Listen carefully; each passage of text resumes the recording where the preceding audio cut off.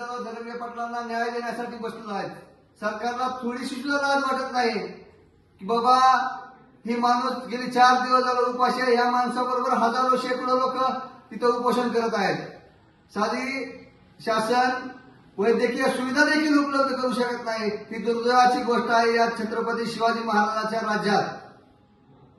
चाललंय तरी काय याचा निषेध म्हणून आम्ही आज मराठा बांधव धाराशिव येथील जिल्हाधिकारी कार्यालयामध्ये स्वतःला बंद खोलीमध्ये कोंडून घेतलेला आहे. जोपर्यंत मनोजदादा धनंजय पाटील यांच्या उपोषणाच्या दखल घेत नाहीत तोपर्यंत आम्ही इथून हलणार नाही आणि स्वतःच आणि लवकरात लवकर एक नाही स्वतःच्या जीवाचं काय होईल ते आमच्या आम्हाला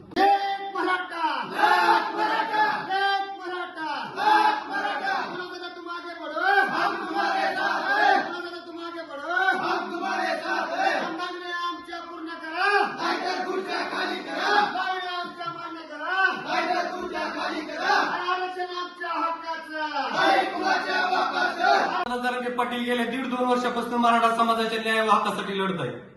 आज त्यांचा या 1.5-2 वर्षातला 7वी वेळ आहे उपोषणाची, 4था दिवस आहे. अनेक बांधव 119 बांधव तिथे उपोषण करत आहेत. आज आपल्या धाराशिव जिल्ह्यातल्या इटकूरच्या बांधवाची प्रकृती खालावलेल्या त्याला आयसीयू मध्ये ऍडमिट केले. त्याचे शरीर थंड पडले पूर्ण. शासन काय मराठ्याच्या माणसाची मारायची वाट बघायला का?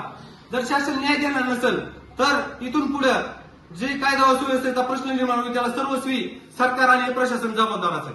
आज आम्ही मनोजदादाच्या समर्थनात धाराशिव जिल्ह्यातल्या बांधवांनी कलेक्टर ऑफिसच्या कॅबिनमध्ये कोंडून घेतले स्वतःला.